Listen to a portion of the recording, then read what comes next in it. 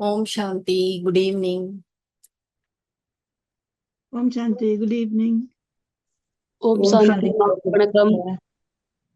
Om Shanti, sister. Om Shanti. Okay, நம்ம நிறைவு பகுதிக்கு வந்துட்டோம். இன்றைய வகுப்பை நம்ம ஒரு கேள்வியோட ஆரம்பிக்கலாம். நோய் அப்படிங்கிறது கர்மமா விளைவா? விளைவு.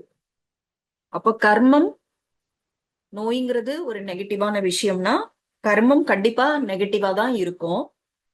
அப்ப அந்த நெகட்டிவ் கர்மா என்ன அப்படிங்கிறத இத்தனை நாட்களா நம்ம தெரிஞ்சுக்கிட்டு இருக்கோம். அதை கொஞ்சம் ஞாபகப்படுத்திக்கலாம். சோ தவறான விஷயங்களை நம்ம உடலுக்கு கொடுக்கிறோம். சாப்பிடுறது மூலமா, குடிக்கிறது மூலமா, சுவாசிக்கிறது மூலமா. ஏன்னா நம்ம 5 தத்துவங்கள் என்ன உள்ள போகுதோ அதுதான் உடலா மாறுதுன்னா 5 தத்துவங்களுடைய தரம் எப்படியோ அப்படிதான் உடலுடைய தரமும் இருக்க முடியும்.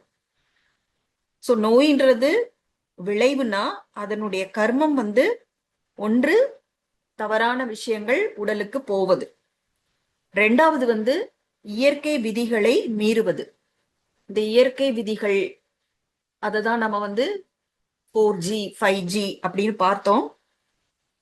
சோ இரண்டாவது காரணம் இயற்கை விதிகளை மீறுவது. மூன்றாவது ஆத்மா அப்படி சொல்லக்கூடிய அந்த உயிர் சக்திக்குள்ள இருக்கக்கூடிய தவறான குணங்கள்.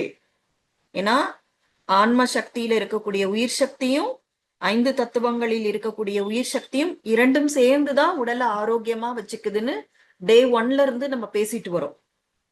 இப்ப மறுபடியும் சொல்றேன், நோய்ங்கிறது விளைவு.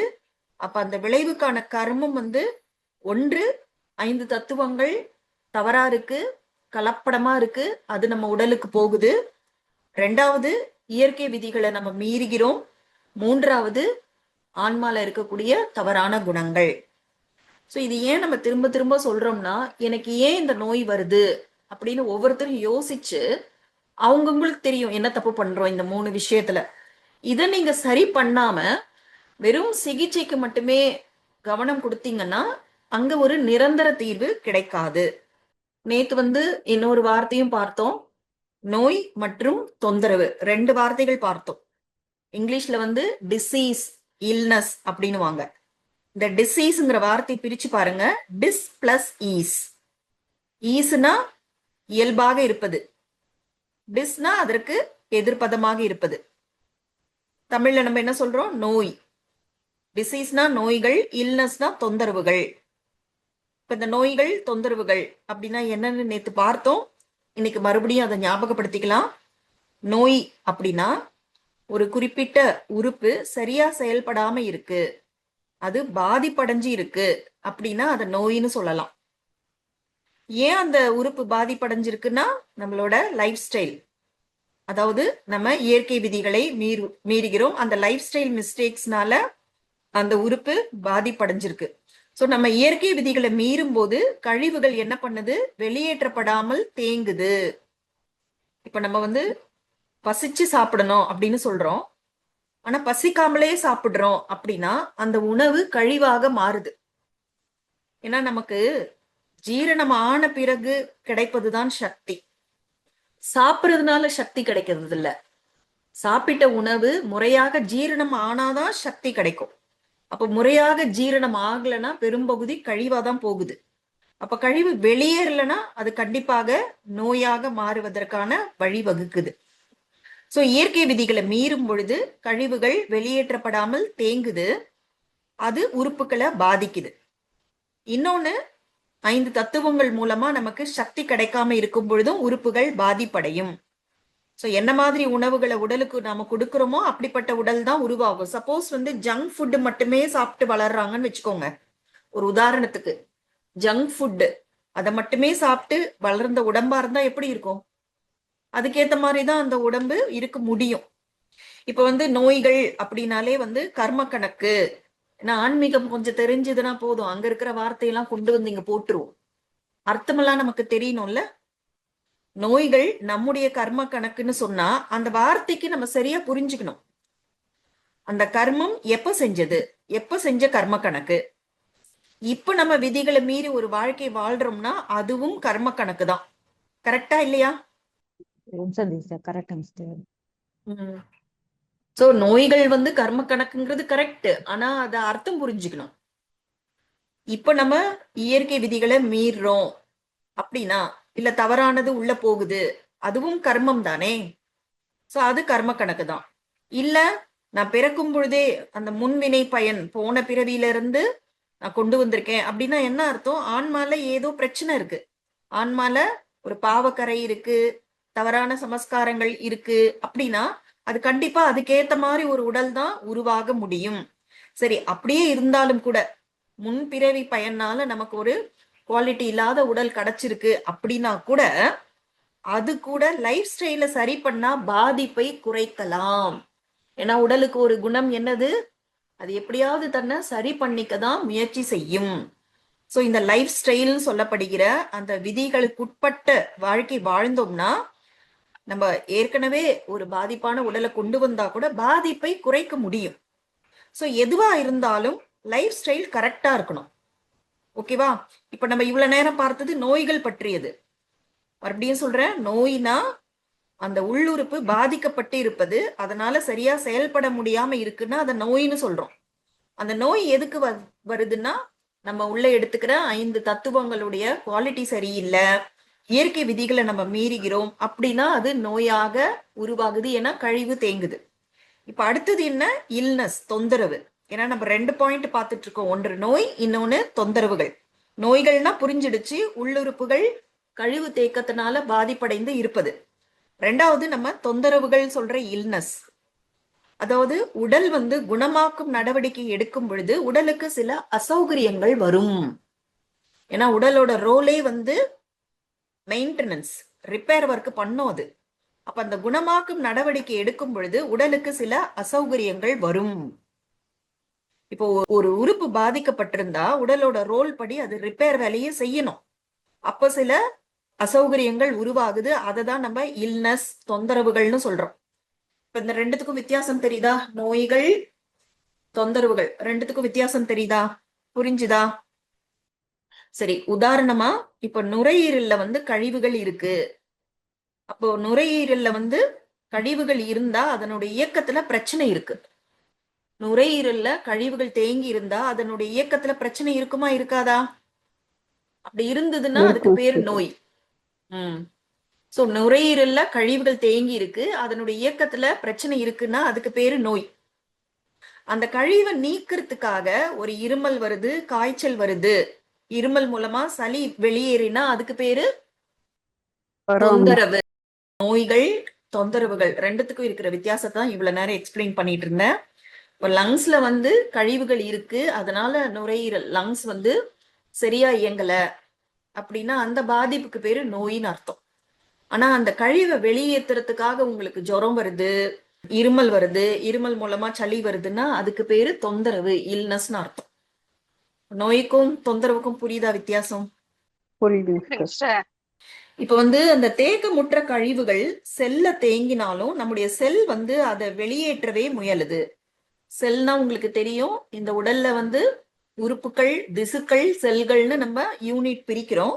அப்போ ஒவ்வொரு செல்லையும் வந்து கழிவுகள் தேங்கினா கூட நம்முடைய இடையூறுனால நம்ம தேக்கம் அடைய செய்யறோம் அப்படின்னா கூட செல் அதை வெளியேற்றதான் ட்ரை பண்ணும். அப்படி அந்த கழிவுகளை வெளியேற்றும் பொழுதுதான் உடல்ல அந்த தொந்தரவுகள்னு சொல்ற இல்னஸ் தோன்றுகின்றன. இப்ப கண்ணுல இருந்து கழிவுகள் வெளியேற்றப்படும் பொழுது கண்ணீர் வடிது. சில பேருக்கு வந்து கண்ணுல தண்ணி வந்துகிட்டே இருக்குன்னு சொல்லுவாங்க. அதுக்கு என்ன அர்த்தம்னா உடல் வந்து கண்கள்ல இருக்கிற கழிவுகளை வெளியேற்றுதுன்னு அர்த்தம். அதே போல மூக்குல வந்து தண்ணி வந்துகிட்டே இருக்கு, நீர் வடிதல்னு சொல்லுவாங்க. அதுக்கு என்ன அர்த்தம்னா மூக்குல உள்புற சவ்வு, அதுல இருந்து அந்த கழிவுகள் வெளியேற்றப்படும் பொழுது மூக்குல நீர் வடிதல் வரும், தும்மல் வரும். ஏன்னா நம்ம தொந்தரவுகள், இல்னஸ் பத்தி பேசிட்டு இருக்கோம். அதே போல நுரையீரல்ல இருந்து கழிவுகள் வெளியேற்றப்படும் பொழுது அங்க இருமல் வரும், சளி வெளியே வருது இல்லையா, அது வந்து தொந்தரவு. அதே மாதிரி தோல்ல கழிவுகள் இருக்குன்னா அது அரிப்பு மூலமா வெளியேற்றப்படும். அரிக்கும் பொழுது நம்ம சொறிவோம்ல, அப்ப அதன் மூலமா தோல் மூலமா கழிவுகள் வெளியேற்றப்படுது. இப்ப தோல்ல வந்து அரிப்பு வருது, எரிச்சல் வருது, இதெல்லாம் வந்து தோல்ல இருக்க கழிவுகளை உடல் வெளியேற்றுதுன்னு அர்த்தம். இப்ப இந்த தேங்கிய கழிவுகள் வந்து கரைக்கப்படும் பொழுது வலி வரும். கழிவு வெளியேற்ற இயக்கத்துக்கு ஏற்ற சூழலை வந்து காய்ச்சல் உருவாக்குது. இப்படி வந்து நம்ம எல்லா தொந்தரவுகளையும் பிரிச்சு பிரிச்சு பார்த்தோம்னா எல்லாமே உடல்ல இருக்கக்கூடிய செல்களின் கழிவு வெளியேற்றம் தான் அப்படிங்கிறத நம்மால புரிஞ்சுக்க முடியும். இந்த தேக்கமுற்ற கழிவுகள் எல்லாம் வெளியேற்றப்படும் பொழுது ஏற்படும் தொந்தரவுகள் தோன்றி மறையும் தன்மை கொண்டவை. இப்ப தேக்கமுற்ற கழிவுகள்னா எல்லாருக்கும் ஞாபகம் இருக்கா? 3 விதமான கழிவுகள் பார்த்தோம். யாராவது சொல்ல முடியுமா? சாதாரண கழிவுகள், சாதாரண கழிவு, தேக்கமுற்ற கழிவு, ரசாயன கழிவு. Very good. சாதாரண கழிவை நம்ம வெளியேற்றல அப்படின்னா அது தேக்கமுற்ற கழிவா மாறிடும். தேக்கமுற்ற கழிவு ரொம்ப நாளா தேங்கி இருந்ததுன்னா அது ரசாயன கழிவா மாறிடும். சோ இந்த தேக்கமுற்ற கழிவுகள் வெளியேற்றப்படும் பொழுது சில தொந்தரவுகள் ஏற்படும். அது எப்பொழுதுமே தோன்றி மறையும் தன்மை கொண்டவை. அது அப்படியே இருக்காது. அப்பப்போ வரும், அப்பப்போ போகும். இப்ப நாமளே கவனிச்சோம்னா தெரியும். காய்ச்சல் வருதுன்னா விட்டு விட்டு வருது. இருமல் வந்ததுன்னா விட்டு விட்டு இருமல் வரும். இல்ல அரிப்பு, எரிச்சல் இதெல்லாம் வந்தா விட்டு விட்டு வருது. சோ தேக்கமுற்ற கழிவுகள் வெளியேற்றப்படும் பொழுது வரக்கூடிய இந்த தன்மைகள், தொந்தரவுகள் எல்லாமே தோன்றி மறையும் தன்மை கொண்டவை. அது தானாவே தோன்றி தானாகவே மறைந்து விடும். இப்போ இந்த கழிவு வெளியேற்றத்துக்கு நம்ம துணை செஞ்சோம்னா மிக விரைவாகவும் எளிமையாகவும் அந்த வெளியேற்றம் நிகழும். துணை செய்யணும் அப்படின்னா என்ன அர்த்தம்னா அதற்கு இடையூறு பண்ணாம இருக்கணும். அதை வந்து நிறுத்துறதுக்கான முயற்சி நம்ம செய்யக்கூடாது. அக்யூபங்க்சர்ல கூட எக்ஸ்ட்ராவா அந்த உடலுக்கு சக்தி கொடுக்கக்கூடிய அந்த புள்ளியை தூண்டி விடுவது. சோ அக்யூபங்க்சர் மூலமா உடலுக்கு சக்தி கொடுத்து உடல் தான் அந்த வேலையை செய்யுது. வெளியில இருந்து நம்ம எதுவும் செய்ய முடியாது, ஹெல்ப் மட்டும் தான் பண்ண முடியும். சோ அப்ப என்ன நடக்கும்னா அது கழிவு வெளியேற்ற வேலையே உடல் செய்யுது. நாம துணை பண்ணோம்னா ரொம்ப சீக்கிரமாவும் சிம்பிளாவும் அதிக கஷ்டம் இல்லாமலும் முடிஞ்சிடும். வரக்கூடிய தொந்தரவுகளை கொஞ்சம் நம்ம சகிச்சுக்கணும், அவ்வளவுதான். ஆனா இதையெல்லாம் நோயா புரிஞ்சுக்கிட்டு நாம அந்த கழிவு வெளியேற்ற தடை செஞ்சோம்னா செல்கள்ல இருந்து கழிவு வெளியேறதுக்கு பதிலா இன்னும் தேக்கம் அதிகரிக்கும். அப்போ அடுத்த ஸ்டேஜான ரசாயன கழிவுகளாக அது உருமாறும். இததான் வந்து அலோபதியில தீவிர நோய்கள் அப்படின்னு சொல்றாங்க. இப்போ இல்னஸ் அப்படி சொல்ற அந்த தொந்தரவுகளை எல்லாம் நம்மளால ஃபீல் பண்ண முடியும். இப்ப இருமுறம், அரிக்குது, காய்ச்சல் வருது, இதெல்லாம் நம்மளால ஃபீல் பண்ண முடியும். ஆனா நோய்கள் சொல்றது நமக்கு அந்த அளவுக்கு புரியாது. அதை நம்மளால அந்த அளவுக்கு ஃபீல் பண்ண முடியாது. அதனால்தான் அதெல்லாம் டெக்னிக்கல், அதை மருத்துவர் தான் கண்டுபிடிப்பாங்க அப்படின்னு சொல்லிடுறாங்க. ஆனா சில சமயம் வந்து ஒரு தொந்தரவு வருதுன்னா அது எந்த ஆர்கன் அஃபெக்ட் ஆயிருக்கு, என்ன காரணம் அப்படிங்கிறது நமக்கு தெரியாது. உதாரணமா தலைவலி. இப்ப நீங்க சொல்லுங்க, தலைவலி எப்பெல்லாம் வரும்? தலைவலி எந்தெந்த காரணத்தினால எல்லாம் வருது? டென்ஷனானா தலைவலி வரும். அலைச்சல் அதிகமா இருக்கு. மனநிலை பாதிப்படையும் பொழுது தலைவலி வருது. அடுத்தது அலைச்சல். உடம்ப வந்து ரொம்ப வேலை வாங்குறோம், ரொம்ப அலைஞ்சிட்டு இருந்தோம், ஹார்ட் ஒர்க் பண்ணோம் அப்படின்னா தலைவலி வருதுன்னு சொல்றீங்க. அப்புறம் வேற எப்பெல்லாம் தலைவலி வருது? சாப்பிட்டுட்டு ஜீரணிக்கலனாலும் தலைவலி வருது. அஜீரணமானா தலைவலி வருது. அப்புறம் வெயில்ல போயிட்டு வந்தா தலைவலி வரும். வெயில்ல ரொம்ப போயிட்டு பசி வந்தா, இருந்தா தலைவலி வரும். பசி, வெயில்ல அலைஞ்சிட்டு வந்தா தலைவலி வருது. அதுக்கப்புறமா பசி வருது, ஆனா நீங்க சாப்பிடாம பசிய அலட்சியம் பண்றீங்க, அப்பனா தலைவலி வருது. பாத்தீங்களா? இப்ப இந்த தலைவலிங்கிற ஒரு தொந்தரவுக்கு பல காரணங்கள் இருக்கு. சோ இப்ப இதெல்லாம் வந்து பார்க்கும் பொழுது நோய் எது அப்படிங்கறத அப்புறம் தான் கண்டுபிடிக்க முடியும். சோ அதனால நம்ம வந்து சில தொந்தரவுகள் நமக்கு காரணத்தோட புரியும், சில தொந்தரவுகள் நமக்கு காரணம் தெரியாம வரும். சோ நோய்களை கண்டுபிடிக்கிறது கஷ்டம், ஆனா தொந்தரவுகள் நமக்கு ஈஸியா தெரியும். இப்ப அக்குபங்க்சர் வந்து ரொம்ப ஆழமா போய் நோய் என்ன, எந்த உறுப்பு பாதிக்கப்பட்டிருக்கு அந்த அளவுக்கு தேவையே இல்லை. அந்த 5 மூலகங்கள் எது நீங்க சொல்ற தொந்தரவு வச்சே எந்த மூலகங்கள் பாதிக்கப்பட்டிருக்குன்னு தெரிஞ்சுக்கிட்டு நேரா எனர்ஜி லெவல்ல போய் ட்ரீட்மெண்ட் கொடுத்துருவோம். நான் சொன்னேன்ல 3 விதம் இருக்கு. ஒன்று வந்து பிசிக்கல் சேஞ்ச், உடல் அளவுல வரக்கூடிய மாற்றம். இப்போ காய்ச்சல் அடிக்குது, மூக்குல இருந்து தண்ணி வருதுன்னா பிசிக்கல் சேஞ்ச். இன்னொன்னு வந்து கெமிக்கல் சேஞ்ச். அது வந்து லேப்ல போய் டெஸ்ட் பண்ணி ரிப்போர்ட்டை பார்த்து இந்த ஹார்மோனு, இந்த விட்டமின் அப்படின்லாம் சொல்லுவாங்க. மூன்றாவது எல்லாத்துக்கும் மேல இருக்கிறது மூலம் வந்து எனர்ஜி சேஞ்ச். ஸோ அந்த எனர்ஜி சேஞ்சுங்கிற அளவுல தான் அக்யூபங்க்சர் ஒர்க் ஆகுது. ஸோ நீங்க பிசிக்கல் சேஞ்ச், அந்த பௌதிக மாற்றத்துல ட்ரீட்மெண்ட் கொடுக்குறீங்கன்னா நீங்க வந்து தொந்தரவுக்கு ட்ரீட்மெண்ட் கொடுக்குறீங்க, நோய்க்கு ட்ரீட்மெண்ட் கொடுக்கல. அதாவது அறிகுறிகளுக்கு தரீங்க, உண்மையிலேயே உடல் வந்து குணமாக்குற முயற்சி பண்ணுது, அந்த முயற்சியில வர அசௌகரியங்களுக்கு ட்ரீட்மெண்ட் கொடுக்குறீங்கன்னு அர்த்தம். புரியுதுங்களா? சோ அக்குபங்க்சர் வந்து எனர்ஜி லெவல்ல போய் ட்ரீட்மெண்ட் கொடுக்குறோம். ஒரு நிமிஷம். எனக்கு வந்து தலைவலி ரொம்ப இருந்தது ஒரு 30 வருஷத்துக்கு முன்னாடி. எந்த ட்ரீட்மெண்ட்டும் எனக்கு சரியே ஆகல. நான் அக்குபஞ்சர் போனேன். அக்குபஞ்சர் போய் 10 நாள் தொடர்ந்து, அப்புறம் கேப் விட்டு மறுபடியும் ஒரு 10 நாள், இந்த மாதிரி 3 முறை பண்ணிட்டேன். பண்ணினத்துல எனக்கு தலைவலியே இல்ல. ஓகே. அக்குபங்க்சர் நீங்க சொல்றது வந்து எத்தனை நீடில் போட்டாங்க? நிறைய நீடில் போட்டாங்க. காதுல, கையில் மேல, அப்புறம் வந்து இந்த வளையல் போடுவோம் அந்த இடத்துக்கு. சரி, ஓகே. அவ்வளவு டீடைல்ஸ் வேணா. நிறைய நீடில் போட்டீங்க. கரெக்ட். நிறைய நீடில் போட்டு.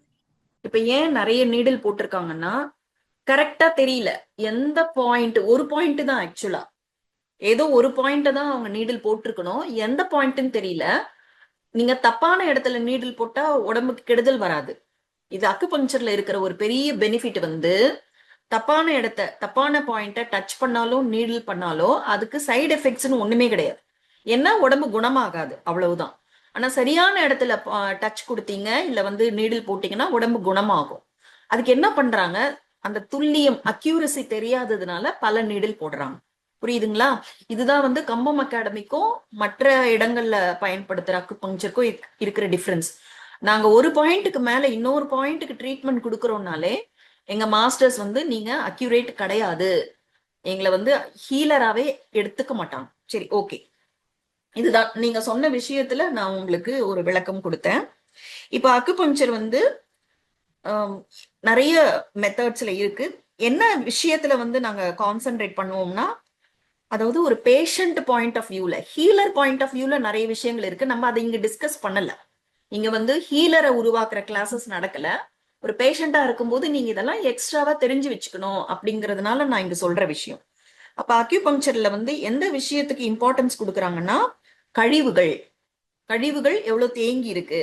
இப்ப ஒரு நோய் வந்து குணமாகறதுக்கு நிறைய டைம் எடுக்குதுன்னா 2 காரணம். ஒன்று, உங்களோட கழிவுகள் ரொம்ப காலமா இருக்கு, நிறைய கழிவுகள் இருக்குன்னு அர்த்தம். 2வது, உங்களோட லைஃப் ஸ்டைல்ல மிஸ்டேக் இருக்குன்னு அர்த்தம். அதை சரி பண்ணிக்கிட்டாலே உங்களுக்கு சீக்கிரமா குணமாகிறது அப்படிங்கிறது நடக்கும். இப்ப வந்து ஹீலர் அப்படின்னு வரும்பொழுது நான் ஏற்கனவே சொன்ன மாதிரி இந்த பஞ்சபூதங்கள் சொன்னாலும் சரி, 5 மூலகங்கள் சொன்னாலும் சரி, 5 தத்துவங்கள் சொன்னாலும் சரி, எல்லாமே ஒண்ணுதான். எந்த மூலகம் அஃபெக்ட் ஆயிருக்கோ அதுக்கேத்த மாதிரிதான் அந்த பாயிண்ட் செலெக்ஷன் அப்படி நடக்கும். இப்ப அந்த அக்யூபங்க்சர்ல வந்து 2 விதமான நோயறிதல் மெத்தட் சொல்லி கொடுத்திருக்காங்க. ஒன்று வந்து பேஷண்ட்டை ஃபுல்லா பேச வச்சு அவங்களுக்கு உடம்புல இருக்கிற அத்தனை தொந்தரவுகள், அத்தனை பிரச்சனைகளையும் சொல்ல விடணும். ஏன்னா இந்த அக்குபங்க்சர்ல வந்து ஒரு பிரச்சனைக்கு ஒரு மருந்து, இன்னொரு பிரச்சனைக்கு இன்னொரு மருந்து அப்படி கிடையாது. மொத்தமா எல்லாத்தையும் கேட்டு அந்த 5 மூலகங்கள் தான் குள்ளேயே வந்துரும். நீங்க 5 பிரச்சனை சொன்னாலும் சரி, 100 பிரச்சனை சொன்னாலும் சரி, எல்லாமே இந்த 5 மூலகங்களுக்குள்ள இருக்கக்கூடிய சமசீரற்ற நிலை, இம்பேலன்ஸ் தான் இருக்கும். ஸோ அந்த முழுமையாக கேட்டறிதல் மெத்தட்ல எல்லாத்தையுமே கேட்டு அதுல இருந்து எந்த மூலகங்களை தேர்ந்தெடுக்கணும் அப்படின்னு வச்சு அதுக்கு எந்த பாயிண்ட்னு பார்த்து சிகிச்சை கொடுக்கறது இருக்கு. இன்னொரு மெத்தட் என்னன்னா, நாடி பாக்குறது, பல்ஸ் பார்த்து அதுல 2 மூலகங்கள் கிடைக்கும், அதை வச்சு கண்டுபிடிக்கிறது.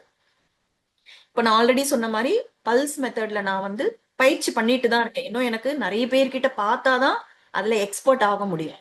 ஆனா கேட்டறிதல் மெத்தட் அப்படிங்கிறது நமக்கு நல்லாவே வரும். நிறைய பேஷண்ட்ஸ் பார்த்து பழகணும், அவ்வளவுதான் வித்தியாசம். இப்ப நீங்க சீனியர் ஹீலர் எல்லாம் போயிட்டீங்கன்னா அவங்க நீங்க என்ன வேணா சொல்லுங்க, அவங்க நாடி பார்ப்பாங்க, ட்ரீட்மெண்ட் கொடுத்துட்டு முடிச்சிருவாங்க. ஏன்னா அந்த அளவுக்கு அவங்களுக்கு அந்த இதுல வந்து நிபுணத்துவம் இருக்கும். ஓகேவா? சரி, நம்ம இப்ப இது வரைக்கும் வந்து அந்த நோய் மற்றும் தொந்தரவு இந்த 2த்துக்கும் இருக்கிற வித்தியாசம் தெரிஞ்சுக்கிட்டோம். இதுல நீங்க கொஞ்சம் புரிஞ்சுக்கல அப்படின்னா மறுபடியும் தப்பான விஷயம், அதாவது உடலுக்கு துணை பண்றதுக்கு பதிலா இடையூறு பண்ற ஒரு விஷயம் நடந்துரும். இப்ப அடுத்தது வந்து நேத்து நம்ம வந்து அந்த 5 தங்க விதிகள் பார்த்தோம். இப்ப நீங்க வந்து எந்த கேள்வி கேட்டாலும் இதுதான் பதில்.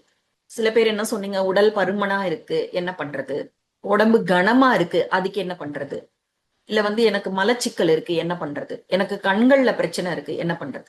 இப்போ என்னன்னா, உங்களோட பிரச்சனை சாதாரணமா இருந்தா வெறுமனே நீங்க தங்க விதிகளை ஃபாலோ பண்ணாலே சரியாயிடும். இந்த 5 விதிகளை நீங்க ஃபாலோ பண்ணாலே சரியாயிடும்.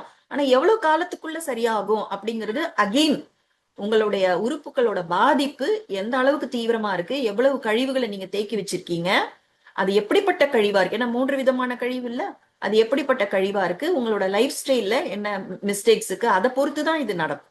எவ்வளவு சீக்கிரமா குணமாகுது, எவ்வளவு லேட்டா குணமாகுது அப்படிங்கிறது. எங்க கிளாஸ்ல சொல்லுவாங்க, பேஷண்ட் அப்படின்னா என்ன அர்த்தம்னா, பேஷண்டா இருக்கிறது, பொறுமையா இருக்கிறது. உடலுக்கு என்ன வந்திருக்குங்கிறது புரிஞ்சுக்கிட்டோம், அதுக்கு என்ன செய்யணுங்கிறது தெரிஞ்சிடுச்சு, அதுக்கப்புறம் பொறுமையா காத்திருப்பதுதான் பேஷண்ட் அப்படின்னு ஒரு விளக்கம் கொடுப்பாங்க.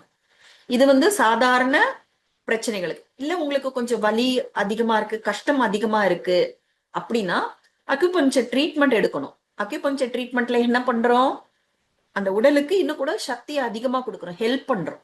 இப்போ ஒருத்தர் வெயிட்டை தூக்குறதுக்கு சிரமப்படுறாங்கன்னா ஒருத்தர் கை கொடுத்து அந்த வெயிட்டை தூக்குவாங்கல்ல, அது போல உடலுக்கு நீங்க எந்த காலத்துல சக்தி சேர்த்து அதுக்கப்புறம் அது பராமரிப்புக்கு போய் கூடவே நாமளும் அக்யூபஞ்சர் ட்ரீட்மெண்ட் மூலமா உடலுக்கு சக்தி கொடுக்கும் பொழுது உடல் தான் அந்த குணப்படுத்துற வேலையை செய்யுது. புரியுதுங்களா? சோ இப்ப நம்ம இந்த பசி, தாகம், ஓய்வு, உறக்கம், எண்ணங்கள் இதெல்லாம் உங்களுக்கு மனப்பாடமா இருக்கணும். மனப்பாடமா இருந்து அதை நீங்க ட்ரை பண்ணாதான் இந்த 5 நாள் நீங்க எடுத்துக்கிட்ட கிளாஸஸோட பெனிஃபிட் கிடைக்கும். இந்த 5 நாள் கழிச்சு நம்ம பேச போறது இல்ல, இந்த கிளாஸஸ் கேட்க போறது இல்லைன்னா இது உங்களுக்கு கொஞ்சம் கொஞ்சமா மறக்க ஆரம்பிச்சிரும். அப்புறம் நம்ம ஏற்கனவே என்ன பண்ணிக்கிட்டு இருந்தோமோ, என்ன பேசிக்கிட்டு இருந்தோமோ அப்படியே தான் போகும். இந்த விஷயங்கள் எதுவுமே நமக்கு பயன்படாம போயிடும். இப்ப நம்ம கடிகாரம் பார்த்து சாப்பிடக்கூடாது. பசித்து புசி, நேரத்துக்கு சாப்பிடுனா பசி வரும் நேரத்துக்கு சாப்பிடணும், இந்த மாதிரி விஷயங்கள்லாம் பார்த்தோம். சோ நம்மளோட உடல் என்ன சொல்லுதோ, சாப்பிடுன்னு சொன்னா சாப்பிடணும். ஆனா அந்த மனப்பசி, உடல் பசி ரெண்டுத்தையுமே நீங்க புரிஞ்சுக்கணும்.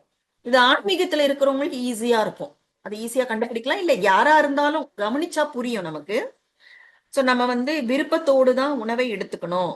இப்ப குழந்தைகள் கூட மெடிசன் அதுங்களுக்கு பிடிக்காது, அது டேப்லெட்டா இருந்தாலும் சரி, என்ன வகையில மெடிசன் கொடுத்தாலும் அதுங்களுக்கு பிடிக்காது. சோ அக்யூபங்க்சர்ல அந்த மருந்து மாத்திரை அப்படிங்கிற ஒரு விஷயமே கிடையாது. இந்த ட்ரீட்மெண்ட்டுக்கு பேரே மருந்தில்லா மருத்துவம் தான். அதே போல அக்குபங்க்சர்ங்கிறது தனித்தன்மை வாய்ந்தது. மற்ற மருத்துவ முறைகள் எப்படியோ இதுவும் தனித்தன்மை வாய்ந்தது. இதற்குன்னு பிலாசபி, ரூல்ஸ் எல்லாமே இருக்கு. ஒரு முழுமையான மருத்துவம் இது. அப்ப மற்ற மருத்துவத்தை மனசுல வச்சுக்கிட்டே இதை கேட்க கூடாது. அப்ப உங்களுக்கு வர்ற கேள்விக்கு இங்க பதில் கிடைக்காது. ஓகேங்களா? சோ இங்க மருந்து மாத்திரைகள் எதுவுமே இல்லை. அப்ப குழந்தைங்களை ஃபோர்ஸ் பண்ணி சாப்பிட வைக்கணும் அப்படிங்கிற கேள்விக்கே இங்க இடம் இல்லை. எங்களுக்கு கிளாஸ்ல போகும் பொழுது ஆரம்பத்துல உங்களை மாதிரி புதுசா வரும்பொழுது என்ன சொன்னாங்கன்னா, நிறைய பேருக்கு பசிங்கிற உணர்வே அனுபவம் கிடையாது அப்படின்னாங்க. உங்களுக்கு நீங்க யோசிச்சு பாருங்க, நம்ம டைம்க்கு சாப்பிடுறோம் அப்படின்னா பசிங்கிற அந்த உணர்வே அனுபவமே இருக்காது. சோ முதல்ல நீங்க என்ன பண்ணுங்க, கொஞ்ச நாள் பசிக்காக வெயிட் பண்ணுங்க, சாப்பிடாதீங்க. இது இன்னும் கூட கொஞ்சம் அந்த விரதம்னு சொல்லுவோம் பாருங்க, விரதம்லாம் அக்யூபங்க்சர்ல பண்ணுங்கன்னு சொல்றது இல்லை. ஆனா முதல்ல அந்த பசிங்கிற அந்த விஷயத்த நம்ம தெரிஞ்சுக்கணும் அப்படிங்கிறதுனால விரதம் மாதிரி எத்தனை நாள் உங்களால முடியுதோ அத்தனை நாள் சாப்பிடாம இருங்கன்னு சொன்னாங்க. ஏன்னா அந்த ஆரம்பத்துல சில விஷயங்கள் கொஞ்சம் ஒரு வேறு விதமா சொன்னாதான் புரியும். அதுக்காக நீங்க கொஞ்ச நாள் சாப்பிடாம இருங்க. 1 நாள், 2 நாள், 3 நாள், 4 நாள், 5 நாள். ஸோ யாருக்கு என்ன கெப்பாசிட்டியோ அது மாதிரி சாப்பிடாம இருங்க. அப்போ உங்க உடலுக்குள்ள வரக்கூடிய மாற்றங்களை நீங்க புரிஞ்சுப்பீங்க அப்படின்லாம் சொன்னாங்க. சோ அது நமக்கு இப்போ தேவையா இல்லையாங்கிறது வேற விஷயம். ஆனா அட்லீஸ்ட் பசி வரத்துக்காக வெயிட் பண்ணி சாப்பிட்டு பாத்தீங்கன்னாலே உங்களுக்கு நிறைய இந்த உடல் உங்களோட எப்படி பேசுது, உடலுக்குள்ள என்ன நடக்குது, அதெல்லாம் உங்களுக்கு நல்லாவே தெரியும். அப்புறம் இந்த பசின்னு வரும் பொழுது நம்ம முக்கியமா 4 கேள்விகள் நம்ம முன்னாடி வரும். எப்ப சாப்பிடணும், எதை சாப்பிடணும், எவ்வளவு சாப்பிடணும், எப்படி சாப்பிடணும். ஆனா இந்த கேள்விகளுக்கான விடைகள் எல்லாமே நமக்கு ஏற்கனவே தெரியும். ஆனா நம்ம அதை ஃபாலோ பண்றது இல்ல. கிளாஸோட ஆரம்பத்துல சொன்னேன் இல்லையா, எல்லா கேள்விகளுக்கும் இந்த 5 நாள் வகுப்புல உங்களுக்கு பதில் இருக்கு. நீங்க நல்லா கவனிச்சு அதை கொஞ்சம் சிந்தனை செய்து பார்த்திருந்தீங்கன்னா உங்களுக்கு கண்டிப்பா பதில் கிடைச்சிருக்கும். ஒருவேளை எனக்கு எதுவுமே புரியல சிஸ்டர், எதுவுமே ஞாபகத்துல வச்சுக்க முடியல அப்படின்னா கூட பிரச்சனையே இல்லை. இந்த 5 கோல்டன் விதியை மட்டும் நீங்க ஃபாலோ பண்ணாலே போதும். ஆட்டோமேட்டிக்கா எல்லா விஷயங்களும் உடம்பே டேக் கேர் பண்ணிக்கும். இப்ப நம்ம ஏன் சாப்பிடணும் அப்படின்ற ஒரு கேள்வியை நம்ம கேட்டுக்கிட்டோம்னா நம்ம என்ன சொல்லுவோம், இந்த உடல் சக்தியோட ஆரோக்கியமா இருக்கிறதுக்காக தான் நம்ம சாப்பிடுறோம் அப்படின்னு சொல்லுவோம். அப்ப எதற்காக சாப்பிடுறோம், நம்ம உடலுக்காக தான் சாப்பிடுறோம். அப்படின்னா உடல் கேட்கிற போது தானே நம்ம கொடுக்கணும். உடல் கேட்கிற போது கொடுக்கணுமா இல்ல நாம நினைக்கும் போதெல்லாம் கொடுக்கலாமா? அப்போ உடலுக்காக நாம சாப்பிடுறது உண்மைனா உடல் கேட்கும் போது கொடுக்கறது தானே நியாயம். நம்முடைய உடல் வந்து உணவை கேக்குதா இல்லையா, இல்ல உடல் வேறு வேலையில ஈடுபட்டிருக்கா, இத புரிஞ்சுக்காம நாம உடலுக்கு கொடுக்கிற உணவுகள் நிச்சயமா சக்திய தராது. உடல் உணவு கேக்குதா இல்லையா, உடல் வேறு வேலையில ஈடுபட்டிருக்கு. ஏன்னா உடலுக்கு வேற வேலைங்க இருக்குல்ல, பராமரிப்பு வேலை எல்லாம் அதுக்கு இருக்கு. அதனாலதான் அது வந்து இப்போ நான் ரெடியே கிடையாது, எனக்கு வேணும்னா நான் சொல்றேன் அப்படின்னு சொல்லுது. அது வேணும்னா சொல்லுதுங்கிறத தான் பசின்னு சொல்றோம். ஓகேவா? அப்ப வேற வேலையில அது ஈடுபட்டிருக்கா, இதெல்லாம் தெரிஞ்சுக்காம நம்ம உடலுக்கு கொடுத்துட்டே இருக்கிற உணவுகள் கண்டிப்பா சக்தியை தராது. மாறா உடலோட உள்ளுறுப்புகள்ல கழிவுகள் பெருக வழிவகுக்கும். நான் ஏற்கனவே சொன்ன கழிவுகள்னா பெருங்குடல் அப்படி மட்டும் நினைக்காதீங்க. உடம்புல இருக்க ஒவ்வொரு செல்லிலும் உணவு போற மாதிரியே கழிவுகளும் வரும். சோ உடல்ல இருக்கக்கூடிய ஒவ்வொரு செல்லுலயும் கழிவுகள் தான் பெருகும். எப்போ? உடலுக்கு தேவையில்லாத போது, பசி வராத போது நாம கொடுக்கிற சாப்பாடு. இப்ப அதற்கு ஒரு உதாரணம் சொல்லணும்னா, இப்ப நம்ம ஒரு வாட்ச் கட்டியிருக்கோம். வாட்சுக்கு எப்படி சக்தி கிடைக்குன்னா அதுக்குள்ள இருக்க பேட்டரி, அது செல்லுன்னு கூட சொல்லுவாங்க. அந்த பேட்டரியில இருந்துதான் அந்த வாட்சுக்கு வேண்டிய சக்தி கிடைக்குது. இப்போ ஒரு நாள் வந்து அந்த வாட்ச் வந்து வேலை செய்யறத நிறுத்திடுது. அப்ப நம்ம என்ன பண்ணுவோம்? அதை திறந்து உள்ள இருக்க அந்த தீர்ந்து போன பேட்டரி எடுத்துட்டு புதிய பேட்டரியை போடுவோம். அதே வந்து அந்த வாட்ச் வந்து நல்ல நிலையில ஓடிட்டு இருக்கு, இப்பதான் நமக்கு டைம் கிடைச்சிருக்கு பேட்டரி சேஞ்ச் பண்றதுக்கு அப்படின்னு எக்ஸ்ட்ரா ஒரு பேட்டரியை பொருத்த முடியுமா? முடியாது சிஸ்டர். இன்னும் பரவாயில்ல, ஒரு பேட்டரி எக்ஸ்ட்ரா போட்டா அது ஒரு சேவிங்ஸா இருக்கட்டும் அப்படி நினைச்சு 4-5 பேட்டரிய கடிகாரத்துக்குள்ள பொருத்த முடியுமா? முடியாது சிஸ்டர். முடியாது இல்லையா? அதே போலதான் ஒரு சாதாரண கருவி கை கடிகாரம், அது கூட கேட்கும் பொழுதுதான் அதுக்கு பேட்டரிங்கிற சக்தியை தர முடியுது. அதே போல அடிஷ்னலாவும் கொடுக்க முடியறது இல்ல. ஆனா நம்ம உடல்ல இருக்க ஒவ்வொரு செல்லும் தன்னிகர் இல்லாத அற்புதம். அத வந்து உலகத்துல இருக்க எந்த கருவியோட நம்மளால கம்பேரே பண்ண முடியாது. அப்படிப்பட்ட உயிரணுக்கள் கோடிக்கணக்குல இணைந்துதான் நம்முடைய உடல் உருவாகுதுன்னா அந்த உடலை நம்ம எப்படி ஹேண்டில் பண்றோம்? நமக்கு நேரம் கிடைக்கும் போது சாப்பிடுறது, உடல் கேட்கும் பொழுது சாப்பிடாம இருக்கிறது, உடலோட அனைத்து விதமான இயக்கங்களுக்கு அடிப்படை ஆதாரமே பசிதான். இப்ப நான் வந்து இந்த அக்யூபங்க்சரோட பாதையில 1 வருஷமா ஃபுல் டைம் கோர்ஸ்ல இருக்கேன். அதற்கு முன்னாடியே 1 வருஷமா நான் இதை பற்றி ஒரு தேடல்ல இருக்கேன். அப்போ 2 வருஷமா நான் திரும்ப திரும்ப என் காதுல வர ஒரு விஷயம், ரொம்ப முக்கியமான விஷயம், பசிக்காம நம்ம சாப்பிடுறதுதான் எல்லா பிரச்சனைகளுக்கும் காரணம்னு சொல்றாங்க. பாருங்க, நான் ஆரம்பத்துல சொன்னேன்ல, பிரச்சனைகள் பெருசா இருக்கும் ஆனா தீர்வு ரொம்ப சிம்பிளா தான் இருக்கும். ஆனா நம்ம என்ன ஃபாலோ பண்ண மாட்டோம். சோ சாப்பிடுறது அப்படிங்கறத வந்து ஒரு கட்டாய கடமையா செய்யக்கூடாது. அதுக்காக தான் நம்ம உடல்ல வந்து சுவை உணர்வு அப்படிங்கிற ஒரு விஷயமே இருக்கு. ஏன்னா சுவைக்காகவாது நம்ம சாப்பிடுவோம் இல்லையா? அதாவது பசிய அலட்சியப்படுத்துறதுக்காக சொல்றாங்க. பசிங்கிறது உடலோட சக்தி தேவையை அறிவிக்கும் ஒரு நிகழ்வு. உணவை செரித்து உடலுக்கு சக்தி அளிக்க உள்ளுறுப்புகள் தயார் அப்படிங்கிறத பசி நமக்கு அறிவிக்குது. ஆனா நம்ம என்ன செய்யறோம்? பசிக்கிற போது சாப்பிடுறது இல்ல, குறிப்பிட்ட நேரத்துல உணவு கிடைக்காத போது உடல் உள்ளுறுப்புகளை பராமரிக்கிற வேலையை செய்வதற்காக உடல் போயிடுது. அதாவது பசி வருது, அந்த நேரத்துல நீங்க சாப்பிடல அப்படின்னா உடல் என்ன பண்ணுது? இப்ப எனக்கு உணவு கிடைக்கல, சரி நான் வேற மெயின்டெனன்ஸ் வேலைக்கு போயிடுறேன் அப்படின்னு போயிடுது. ஆனா நமக்கு நேரம் கிடைக்குது அப்படிங்கிறதுக்காக பசி இல்லாத போது நம்ம சாப்பிடுறோம். பசி இருக்கும்போது சாப்பிடலைன்னா கூட பரவாயில்லங்கிறாங்க. ஆனா பசி இல்லாத போது சாப்பிடுறது உடல்ல கழிவுகள் தேங்க வழிவகுக்கும். இந்த லைன் புரியுதுங்களா உங்களுக்கு? வந்து பசி இருக்கு, நீங்க சாப்பிடல, அது தவறுதான். ஆனா அதை விட மிக மிக மிக பெரிய தவறு பசிக்காத போது சாப்பிடுறதுங்கிறாங்க. கேக்குறீங்களா எல்லாரும்? கேக்குறேன் சிஸ்டர். Okay, very good. சரி, சில சமயம் வந்து பசி வருது ஆனா அந்த நேரத்துல ஏதோ சாப்பிட முடியாம போயிடுச்சு அப்படின்னா அடுத்தது எப்ப சாப்பிடலாம்? இப்ப பசி போயிடுச்சு, அப்ப என்ன பண்றதுன்னு ஒரு கேள்வி வரும். சரி, வெயிட் பண்ணுங்க, அடுத்த தடவை பசி வரும் பொழுதுதான் சாப்பிடணுங்கிறாங்க. ஓகேவா? இப்ப சில பேர் என்ன சொல்லுவாங்க, வயிறு காலியா இருந்தா இல்ல டைம்க்கு சாப்பிடலன்னா அல்சர் வரும் அப்படின்னு சொல்லுவாங்க.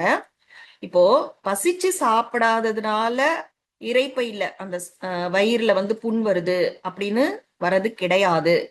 ஆனால் உடல் கேட்காத போது தேவைக்கு அதிகமாக சாப்பிடுறதுனாலதான் இந்த அல்சர் வருதுன்னு சொல்றாங்க. இதெல்லாம் பாருங்க நம்மளுடைய நம்பிக்கைகளுக்கு எதிரா இருக்கிற ஒரு விஷயம். நம்ம இப்படியே கேட்டு கேட்டு கேட்டு பழகிட்டோம். எனக்கு அல்சர் இருக்கு, நான் டைம்க்கு சாப்பிட்டுறணும், டைமை பார்த்து பார்த்து சாப்பிடுவாங்க. ஆனா அதுக்கு என்ன ஆழமான விளக்கம் சொல்றாங்கன்னா, நம்ம உடல்ல வந்து புண் ஏற்படுத்துற அமிலம் எதுவுமே உடலுக்குள்ள சுரக்கிறது இல்லைங்கிறாங்க. ஏன்னா பசி வரும்பொழுது உணவு செரிப்பதற்காக சில அமிலங்கள் சுரக்கும். நீங்க சாப்பாடு போடலைன்னா அந்த அமிலங்கள் இரைப்பையே ஓட்ட போட்டுரும் அப்படிங்கிறது நமக்கு சொல்லி வச்சிருக்காங்க. ஆனா அக்யூபங்க்சர்ல என்ன சொல்றாங்கன்னா, உடல்ல எந்த ஒரு அமிலமும் உடலுக்கு கெடுதல் விளைவிக்க கூடியதா சுரக்கவே சுரக்காதுங்கிறாங்க. அப்ப ஏன் அல்சர் வருதுன்னா, நம்ம பசிக்காத போது நம்ம தேவையில்லாதது தப்பானதெல்லாம் சாப்பிடுறோம் பாருங்க, அதுலதான் இந்த அல்சருங்கிறது வருது. பசிக்கிற போது இரைப்பையில அமிலங்கள் தயாரா இருக்கும். அப்ப நம்ம சாப்பிடாட்டி அந்த அமிலங்கள் அங்கதான் இருக்குமே தவிர அது இரைப்பையில ஓட்டையெல்லாம் போடாது. ஏன்னா அந்த அமிலங்களை தயாரிக்கிறதே இரைப்பை தானே. தானே தயாரிச்சு தானே தனக்கே கெடுதல் பண்ணிக்குமா என்ன? சோ இரைப்பையோட சுவர்களை ஓட்ட போடுற அளவுக்கு நம்ம செரிமான மண்டலத்துல எந்த ஒரு அமிலமும் இயற்கையில இல்ல அப்படிங்கிறாங்க. நம்ம உடம்புல கழிவுகள் தேங்கும் பொழுது அதிலிருந்து அமிலங்கள் சுரக்குது பாருங்க, அதுதான் இரைப்பை சுவர்களை அரிக்கும் தன்மை கொண்டவை.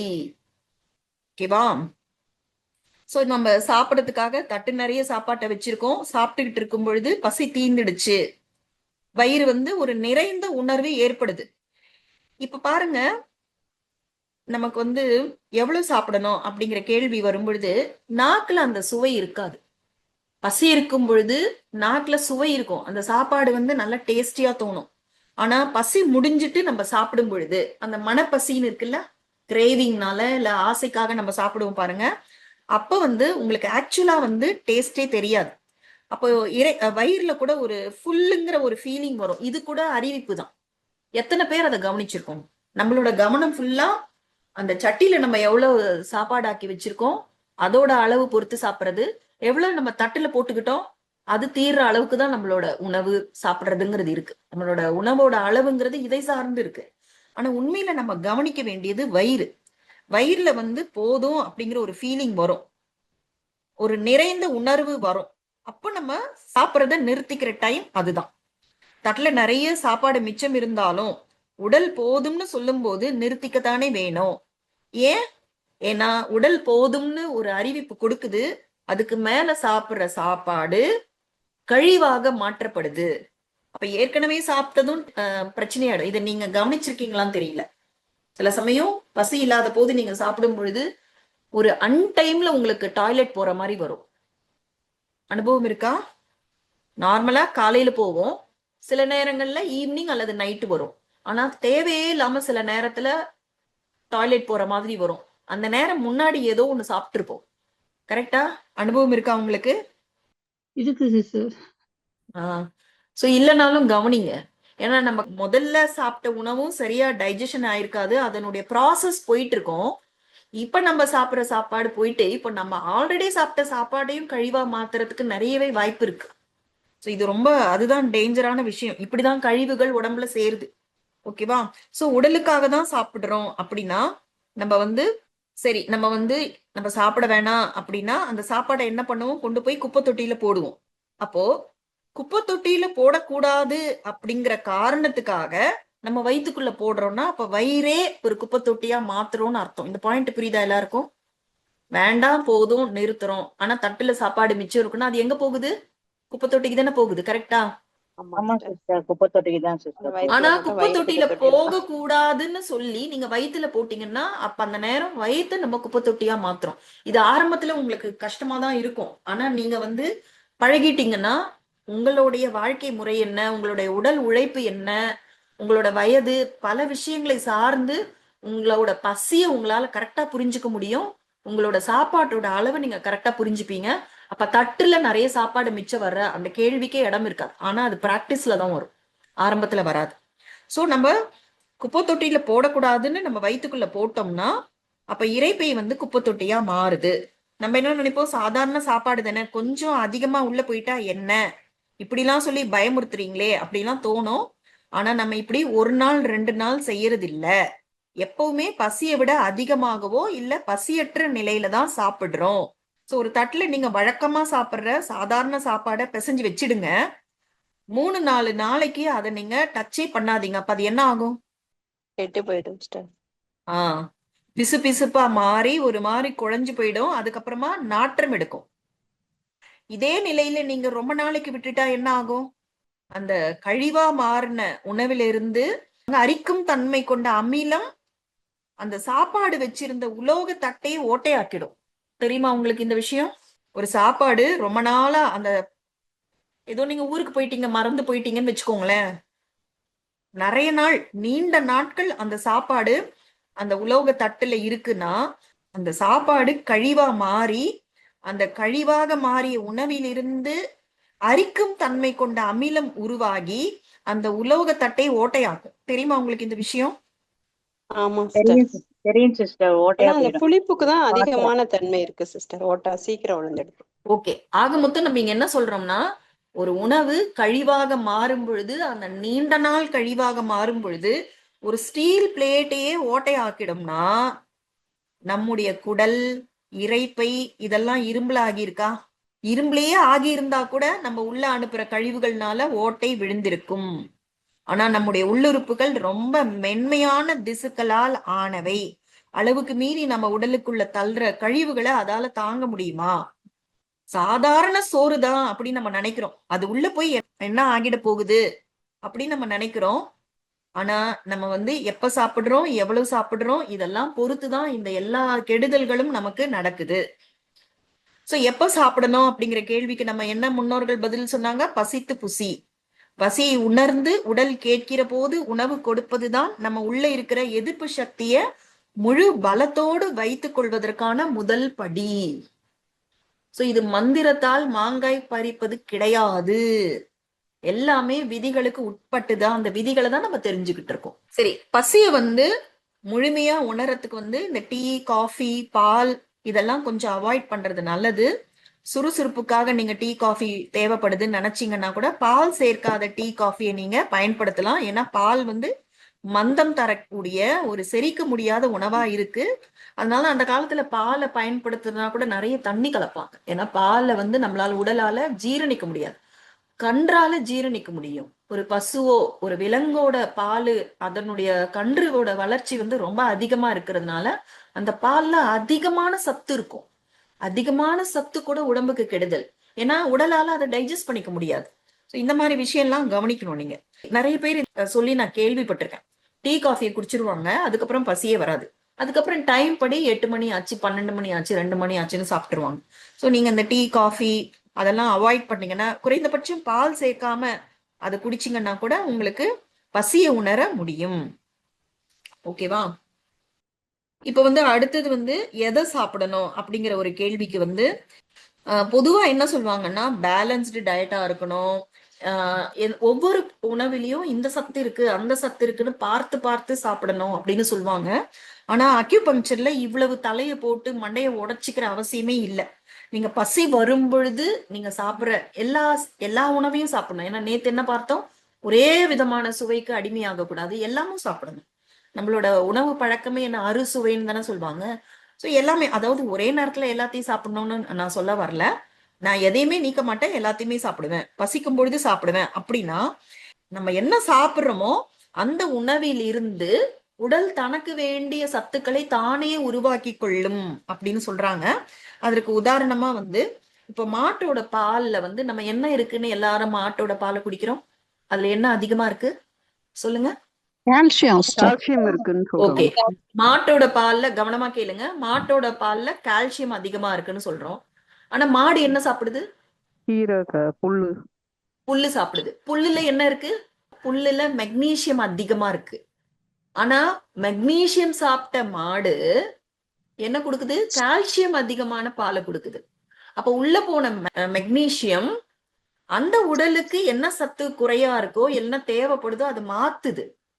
இந்த பாயிண்ட் புரியுதா எல்லாருக்குமே? இன்னொரு இன்னொரு உதாரணம் சொல்றேன். இப்ப வந்து இந்த அசைவம் சாப்பிடுறவங்க வந்து ஆட்டு இறைச்சி சாப்பிடுவாங்க. ஆட்டு இறைச்சியில எது நிறைய இருக்கும்? ஃபேட். கொழுப்பு. கொழுப்பு நிறைய இருக்கும் ஆட்டு இறைச்சியில. ஆனா ஆடு என்ன சாப்பிடுது? அது கொழுப்பான உணவை சாப்பிடுதா? புல்லு. அதுல கொழுப்பு இருக்கா?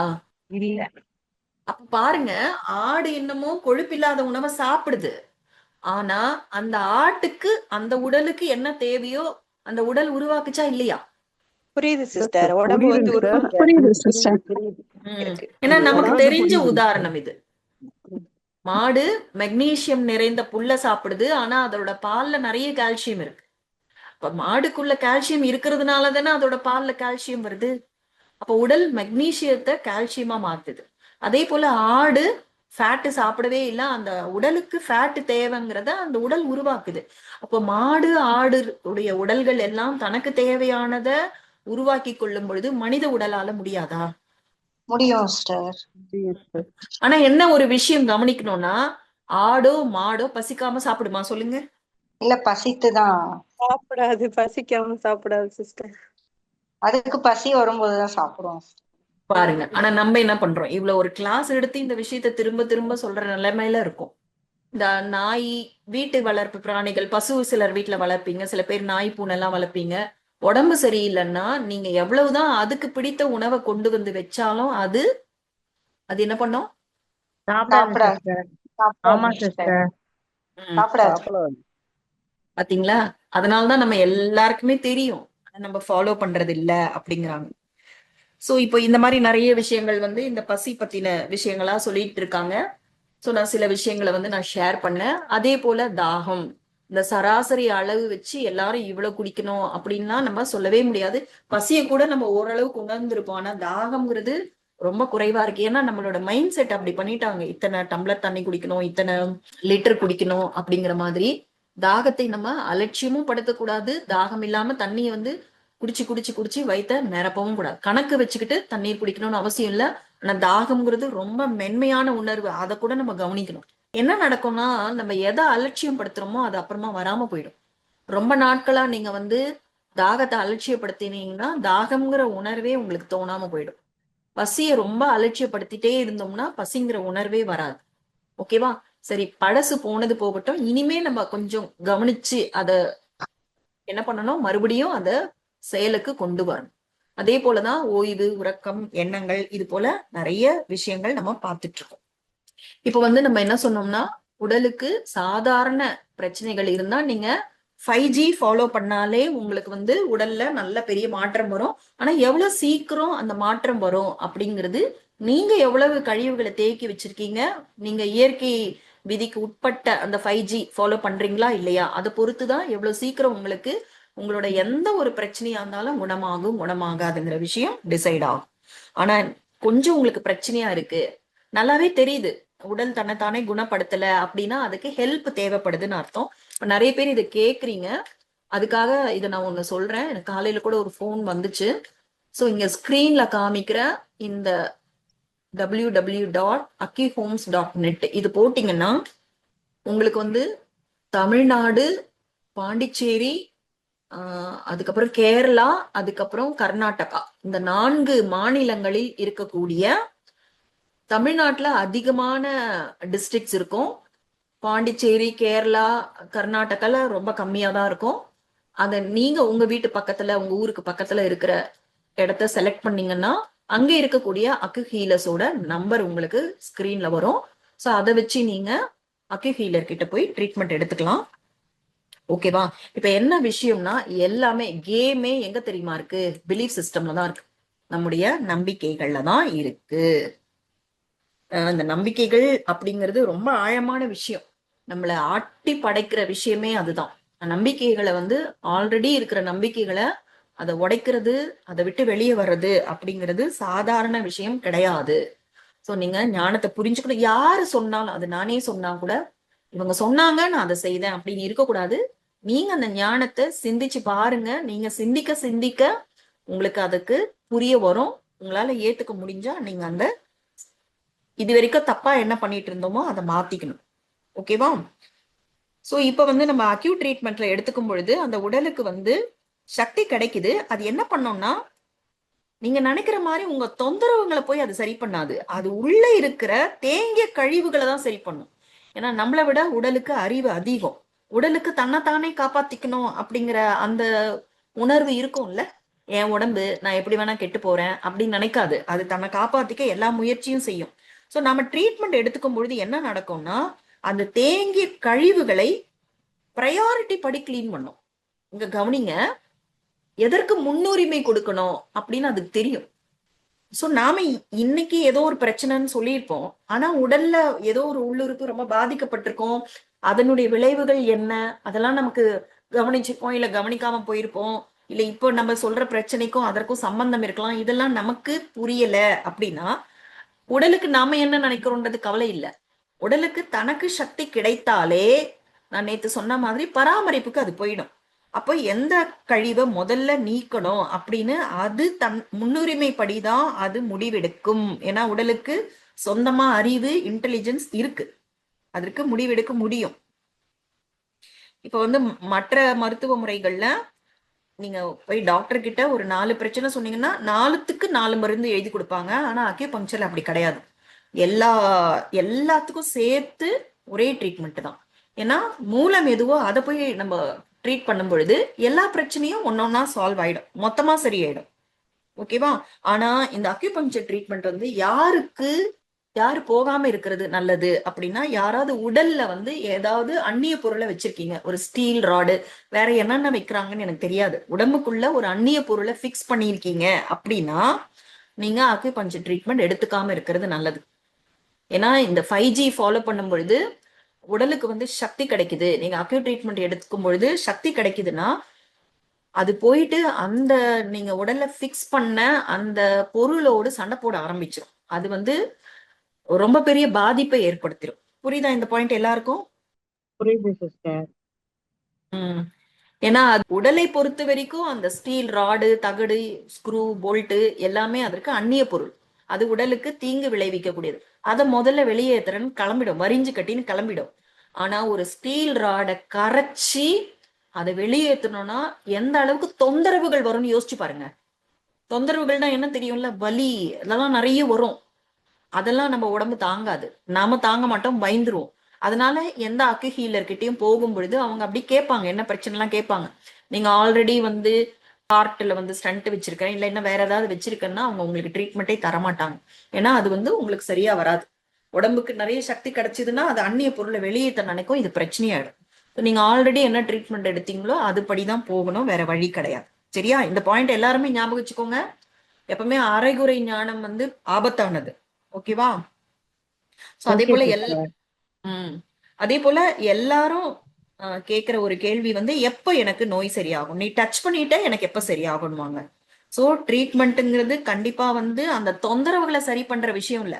நான் ட்ரீட்மெண்ட் கொடுத்தேன், என்னோட இருமல் நின்றுச்சு, என் மூக்கு ஒழுகிறது நின்று போச்சு, என்னோட வலி நின்று போச்சு, அது கிடையாது. ஏன்னா அக்யூபங்க்சர் வந்து நோயை குணப்படுத்துறதுக்கான வேலை செய்யும். அப்ப வந்து சில சமயம் உங்களோட தொந்தரவுகள் அதிகம் கூட அதிகமாகலாம். சில சொல்லுவாங்கல்ல, அதிகமாகி குறையும் அப்படின்னு சொல்லுவாங்க. சோ இடம் மாறலாம். இதுல இன்னும் நிறைய ஆழமான விஷயங்கள்லாம் இருக்கு. சோ அதனால நீங்க அதை பத்தி கவலைப்பட தேவையில்லை. எவ்வளவு நாள் குணமாகுது, இது எல்லாமே எந்த வகையான கழிவுகள் உங்க உடம்புல இருக்கு, எவ்வளவு கழிவுகள் உங்க உடம்புல இருக்கு, உங்களோட நிகழ்கால லைஃப் ஸ்டைல் அப்படின்னு சொல்லப்படுகிற இயற்கையோடு ஒட்டி வாழ்வது, இதெல்லாம் பொறுத்துதான் அந்த உடல் வந்து எப்ப குணமாகும் அப்படிங்கிறது சொல்ல முடியும். சோ இது வந்து ஹீலர் கையில கிடையாது, பேஷண்ட் கையில தான் இருக்கு. ஸோ பேஷண்ட் என்ன பண்ணணும், பேஷண்டா இருக்கணும், அவ்வளவுதான், வேற வழி இல்லை. ஸோ நான் வந்து முக்கியமா சொல்ல வேண்டிய விஷயங்கள் எல்லாமே சொல்லிட்டேன்னு நினைக்கிறேன். ஸோ இதோட நம்ம இந்த வகுப்பை முடிச்சுக்கலாம். நீங்க வந்து இந்த கிளாஸஸ் வந்து கேளுங்க. உங்களுக்கு சப்போர்ட்டிவா இருக்கக்கூடிய சில வீடியோஸ் ஏற்கனவே பண்ணதெல்லாம் கூட நான் உங்களுக்கு அட்டாச் பண்றேன். இன்னைக்கு கிளாஸ கூட வீடியோ போட்டு நான் ஏற்கனவே ஒரு புக்கு வந்து படிச்சு ரெக்கார்ட் பண்ணியிருக்கேன், அது கூட நான் வந்து உங்களுக்கு ஷேர் பண்றேன். ஸோ அதையும் நீங்க கொஞ்சம் கேளுங்க, நீங்க யோசிங்க, நீங்க முடிவிடுங்க. அட் த சேம் டைம் இது வந்து உங்களுக்கானது மட்டும்தான். இது வந்து நீங்க போய் மத்தவங்களுக்கு சொன்னீங்கன்னா எடுத்துக்க மாட்டாங்க. எங்க கிளாஸ்லயே எங்களுக்கு சொல்லுவாங்க, இந்த கிளாஸ் நீங்க கேக்குறீங்கன்னா இது உங்களுக்கு மட்டும்தான், மத்தவங்களை போய் ஃபோர்ஸ் பண்ணி அவங்க கேட்க மாட்டேங்கிறாங்க இதெல்லாம் சொன்னா நடக்காது. நீங்க புரிஞ்சுக்கிறீங்கன்னா அது உங்களுக்கு தான் பயன்படும். மத்தவங்க கிட்ட வந்து இவங்க ஏத்துக்க மாட்டேங்கிறாங்க, இவங்க தப்பான வழியில போறாங்க, இவங்க இப்படி ஆகுறாங்க, அவங்க அப்படி ஆகுறாங்கன்னா ஒண்ணுமே செய்ய முடியாது. அதுல ஒரு டென்ஷனை கிரியேட் பண்ணிக்க கூடாது. ஓகேவா? சோ இந்த 5 நாள் கேட்ட கிளாஸ்லயே உங்க கேள்விகளுக்கான பதில் இருக்கு. நீங்க அதை யோசிச்சு கண்டுபிடிக்க முயற்சி பண்ணுங்க. ஏதாவது கேள்விகள் இருந்தா கேளுங்க. எனக்கு தெரிஞ்சா நான் பதில் சொல்றேன். Okay, thank you sister. Thank you. Okay. Thank you sister. Sister நான் அந்த அக்குபஞ்சர் ஒரு வாட்டி ஃபீவரோட போனேன். அக்குபஞ்சர் டாக்டர்கிட்ட போயிட்டு ஒரே ஒரு ஊசி தான் போட்டாங்க. ஊசினா அந்த நீடில். திரும்பி ரிட்டர்ன் வரும்போது அந்த ஜுரம், அந்த குளிர் அப்படியே அணைக்கிட்டு ரொம்ப சீரியஸா போனேன். வரும்போது ஃப்ரீயா நல்லா இருந்தது சிஸ்டர். நல்லா இருந்தது, ரொம்ப நல்லா இருந்தது. ஓகே. இதெல்லாம் வந்து ஒருத்தரோட உடம்புக்கும் இன்னொருத்தர் உடம்புக்கும் மாறுபடும். ஓகேவா? இப்போ உங்களோட கழிவுகள் ரொம்ப சாதாரண கழிவா இருந்தது, ரொம்ப பிரச்சனை இல்ல, உங்களோட லைஃப் ஸ்டைல் நல்லா இருக்குன்னா உங்களுக்கு சீக்கிரமா அந்த குணமாதல். இப்ப என்ன கேட்டீங்கன்னா, இப்ப எனக்கு கிளாஸ்ல வந்து என்ன பண்ணுவாங்க, காலையில இருந்து சாயந்தரம் வரைக்கும் உட்கார வைப்பாங்க. நமக்கு பழக்கம் இல்லை ஒரு நாள் ஃபுல்லா உட்காருது. என்ன அந்த 12 மணிக்கு ஒரு சின்ன டீ பிரேக், அப்ப கொஞ்சம் எழுந்துக்கலாம், நடக்கலாம், மத்தபடி உட்கார்ந்துட்டே இருக்கணும். அப்ப லஞ்ச் டைம் முடியும் பொழுது எனக்கு ரொம்ப பேக் பெயின் வந்துடும். அப்ப நான் என்ன பண்ணுவேன், என் பக்கத்துல அக்கு ஹீலர், சீனியர் அக்கு ஹீலர் கிட்ட, மாஸ்டர் கிட்ட கூட போக மாட்டேன். என் பக்கத்துல இருக்க என்ன மாதிரி ஒரு ஸ்டூடெண்ட் கிட்ட நீ நாடியை பார்த்து ட்ரீட்மெண்ட் கொடுன்னுவேன். அது ட்ரீட்மெண்ட் கொடுத்த உடனே எனக்கு சரியாயிடும். முதல் தடவை வந்து இது என்னமோ சும்மா மேஜிக் மாதிரி, இல்ல ஒரு இத வந்து என்ன சொல்லுவாங்க, ஒரு மனம் சம்பந்தப்பட்ட விஷயம். நமக்கு குணமாயிடும் நினைக்கிறோம், அப்படி நடந்துருது போல. இது பிளாசிபோ எஃபெக்ட்னு சொல்லுவாங்க. அது போல குணமாகுது அப்படின்னு நினைச்சோம். இன்னொரு தடவையும் அது நடந்தது. இன்னொரு தடவை எக்ஸாம் நடக்கும் பொழுதே ஃபுல் டே உட்காரணும், எக்ஸாம்ல விட்டு விட்டு பண்ணணும். அப்பயும் எனக்கு பெயின் வந்தது. அப்படிதான் அந்த ஸ்டூடெண்ட் கிட்ட எனக்கு ட்ரீட்மெண்ட் கொடுங்க, எனக்கு உடனே குணமாயிடுச்சு. சோ ஒரு தடவை நடந்ததா ஏதோ மேஜிக் தற்செயலா நடந்தது, இல்ல நானே அப்படி கற்பனை பண்ணிக்கிறேன் அப்படின்னு நினைக்கலாம். ஏன்னா 2 தடவையும் அப்படி நடந்தது. சோ அது வந்து நான் ஓரளவுக்காவது அந்த ரூல்ஸை ஃபாலோ பண்றேன். நான் அந்த ரூல்ஸை ஃபாலோ பண்றதுக்கு எங்க வீட்டுல ரொம்ப சொல்லிட்டே இருப்பாங்க. நான் 3 மணிக்கு சாப்பிடுறேன், 12 மணிக்கு பிரேக்ஃபாஸ்ட் சாப்பிடுறேன் அப்படிலாம் சொல்லுவாங்க. நான் சொல்லிடுவேன், நான் என்ன செய்யறேன்னு நான் தெரிஞ்சுதான் செய்யறேன். நான் இதை கத்துக்கிறேன், மத்தவங்களுக்கு சொல்றேன்னா நான் அதை ஃபாலோ பண்ணலன்னா எப்படி, எனக்கே அந்த அனுபவம் இருக்காது. இல்லைன்னா வெறுமனே பண்டிதர் மாதிரி சொல்ற மாதிரி. சோ ஓரளவுக்கு ஃபாலோ பண்றதுக்கே வந்து ட்ரீட்மெண்ட் வந்து ரொம்ப நல்லா எஃபெக்டிவா இருக்குன்னா, ஃபுல்லா ஃபாலோ பண்ணா நம்ம கம்ப்ளீட்டா ஆரோக்கியமானவர்களா மாறிவிட முடியும். நீங்க மத்தது எல்லாத்தையும் கூட விட்டுருங்க, மெயினா வந்து இந்த 5 ரூல்ஸை ஃபாலோ பண்ணணும் அப்படின்னு நினைச்சீங்கன்னாலே கண்டிப்பா நல்ல முன்னேற்றம். ஓகேவா? சோ நீங்க என்ன எதிர்பார்த்து வந்தீங்களோ இந்த கிளாஸ்க்கு அது கிடைச்சுதா? நிறையவே கிடைச்சது. நிறையவே மருந்து கிடைச்சது. இல்லாத இந்த இதெல்லாம் மருந்து மாத்திரை சாப்பிட்டு side effect உண்டாகிறத விட இந்த மாதிரி அக்குபஞ்சர் ட்ரீட்மெண்ட் எடுக்கிறது ரொம்ப பெட்டர்னு தெரியுது சிஸ்டர். முதல்ல இந்த சைடு எஃபெக்ட் அந்த பயம் போகுதுங்க சிஸ்டர். ஆமா, கண்டிப்பா. இதுல தப்பான புள்ளிய தொட்டா கூட ஒண்ணும் பிரச்சனை இல்லை. நம்ம குளிக்கும் போது மற்ற நேரங்கள்ல தொடாமலா இருக்கிறோம். ஆனா தப்பான புள்ளி நான் தொடுறதுனால எந்த பிரச்சனையும் இல்ல. வேணா உடல் சரியில்லாம அந்த குணமடைதல் வேணா நடக்காம இருக்கலாம், அவ்வளவுதான். சோ சைடு எஃபெக்ட்ஸ் எதுவுமே கிடையாது.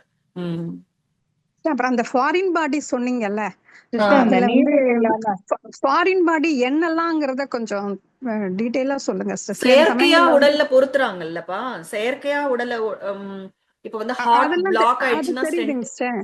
அந்த பல்லுல கேப் வைக்கிறது, அப்புறம் அந்த ரூட் கெனால்லாம் பண்ணா கூட சிலதெல்லாம் வந்து ஒர்க் அவுட் ஆகாதுன்னு சொல்லுவாங்க. அதெல்லாம் கூட இருக்கு அதுல. எனக்கு பல்லு பத்தி தெரியல. இப்ப நீங்க சொன்ன அப்புறம் தான் எனக்கே கூட இருக்கு. ஒரு பல்லு வந்து அரைகுறையா உடைஞ்சுது, அதனால மிச்சத்தை வந்து ஃபில் பண்ணியிருக்காங்க. ஆனா அது உடலுக்குள்ள இன்சர்ட் பண்ணல, அது கொஞ்சம் வெளியே தானே இருக்கு. எனக்கு அதனால பாதிப்பு இருக்காதுன்னு தான் நினைக்கிறேன். அதாவது உடம்புக்கு உள்ளுறுப்புல போய் பண்ணிடுறாங்க பாருங்க, ஆபரேஷன் பண்ணி பிக்ஸ் பண்ணிடுறாங்கல்ல. இந்த மூட்டுல வந்து ஸ்டீல் தகடு வைக்கிறது சொல்றாங்க, நெயில் வைக்கிறது அதெல்லாம் தெரியுதுங்க சிஸ்டர். இந்த டவுட் தான் அததான் இருந்தது. சொன்னேன், அததான் சொன்னேன் நான். Okay, thank you sister. So ஆர்வமா கேட்ட எல்லாருக்கும் நன்றி. நீங்களும் இத வந்து கொஞ்சம் ட்ரை பண்ணி பாருங்க. அந்த பசிக்காம சாப்பிடுறதுங்கிறது மிகப்பெரிய மாயையோட வேலையை செய்ய பொழுது. நீங்க பாருங்க, கவனிங்க, எந்த அளவுக்கு நீங்க பவர்ஃபுல்லா இருக்கீங்க, இல்ல மாயை பவர்ஃபுல்லா இருக்குங்கிறத பாக்குறது. ஓகேவா சிஸ்டர்? இந்த www.com அது கொஞ்சம் ஸ்லைட போடுங்களேன், நான் எழுதிக்கிறேன். சரி, ஓகே. நான் உங்களுக்கு அதை காமிக்கிறேன், ஒரு நிமிஷம் இருங்க. சோ எல்லாருக்கும் ஸ்கிரீன் தெரியுதுங்களா? சோ இங்க மேல வந்து acuhomes.net அது போடும்போது இந்த மாதிரி ஒரு ஸ்கிரீன் வரும். சரி. இந்த ஸ்கிரீன்ல வந்து நீங்க பாத்தீங்கன்னா செலக்ட் த ஸ்டேட்னு வரும். ஸ்டேட் வந்து கர்நாடகா, கேரளா, புதுச்சேரி, தமிழ்நாடுன்னு இருக்கும். நீங்க எந்த ஸ்டேட்டோ அதை டச் பண்ணணும். உதாரணமா தமிழ்நாடு அப்படின்னு டச் பண்ணிட்டீங்கன்னா அடுத்தது வந்து செலக்ட் த டிஸ்ட்ரிக்ட்னு வரும். இப்போ டிஸ்ட்ரிக்ட்னு வரும்பொழுது இப்போ நான் வந்து சென்னையில இருக்கேன் அப்படின்னா நீங்க பார்க்கணும் எந்த டிஸ்ட்ரிக்ட்னு. அப்ப சென்னை நான் கிளிக் பண்றேன். சென்னையில எந்த இடத்துல அப்படின்னா நிறைய இருக்கும். ஆவடி, அம்பத்தூர், அண்ணா நகர்னு. ஸோ அதுல நிறைய இருக்கும். இப்போ உதாரணமா நான் ஆவடி செலக்ட் பண்றேன்னு வச்சீங்கன்னா ஆவடியில இருக்கக்கூடிய கம்மம் அகாடமியோட அக்யூஹீலஸ், ஓகேவா? அக்யூபங்க்சர்ல நீங்க சொன்ன மாதிரி நிறைய நீடில் போடுறவங்க எல்லாம் இருக்கிறாங்க. அவங்க என்ன பண்றாங்க எது பண்றாங்கன்னு எனக்கு தெரியாது. எனக்கு தெரியாத விஷயத்தை பத்தி நான் எதுவுமே பேச முடியாது. இவங்க எல்லாருமே கம்பம் அகாடமியில ஒரு புள்ளி தொடு சிகிச்சைன்னு பேரு. ஒரு புள்ளியை தான் டச் பண்ணணும், இல்லைன்னா நீடில் போடணும். அப்படிப்பட்டவங்களுடைய அவங்க முறையா பயிற்சி பெற்றவர்களா தான் இருப்பாங்க. அவங்களுடைய ஃபோன் நம்பர்ஸ் கொடுத்துருப்பாங்க. நீங்க ஃபோன் பண்ணி யாரு அவைலபிள், உங்க வீட்டு பக்கத்துல இருக்காங்களா, அதெல்லாம் டிசைட் பண்ணிக்கிட்டு நீங்க அந்த ட்ரீட்மெண்ட்டுக்கு போகலாம். ஓகேவா? தேங்க்யூ. தேங்க்யூ. இது அந்த கிளாஸ் எடுத்த உங்களுக்கு ரொம்ப நன்றி. பாபாவுக்கு நன்றி. இல்ல, எனக்கு இதை திருப்பி சொல்றதுனால எனக்கும் பர்சனலா பெனிஃபிட் தான். எனக்கும் உள்ள போகணும்ல, அதனால உங்களுக்கும் நன்றி. உங்களுக்கு Thank you. எந்த Thank you. நாலேஜ் கிடைச்சாலும் அதை எங்க கூட ஷேர் பண்ணிக்கிறீங்க சிஸ்டர். அது வந்து அதை எப்படி சொல்றதுன்னே தெரியலைங்க சிஸ்டர். எல்லாருமே வந்து தனக்குள்ளேயே வச்சுக்கணும்னு நினைப்பாங்க. உங்களுக்கு எது கிடைச்சாலும் மண்டேல ஆர்ட் கிடைக்கட்டும், எதுவா இருந்தாலும் எங்க கூட ஷேர் பண்ணிக்கிறீங்க சிஸ்டர். நாங்க உங்களுக்கு ரொம்ப கடமைப்பட்டிருக்கோம் சிஸ்டர். Thank you sister. இல்ல, ஷேர் பண்றதே வந்து ஷேர் பண்ணாதான் அதிகமாகும், இல்லைன்னா நானும் மறந்துடுவேன். அதுல சுயநலமும் இருக்கு. ஓகேவா? தேங்க்யூ. ஓகேப்பா. ஓகேப்பா, தேங்க்யூ. கிளாஸ் எண்ட் பண்ணிக்கலாம். ஓம் சாந்தி. Thank you very much, sister. Om Shanti. Thank you sister.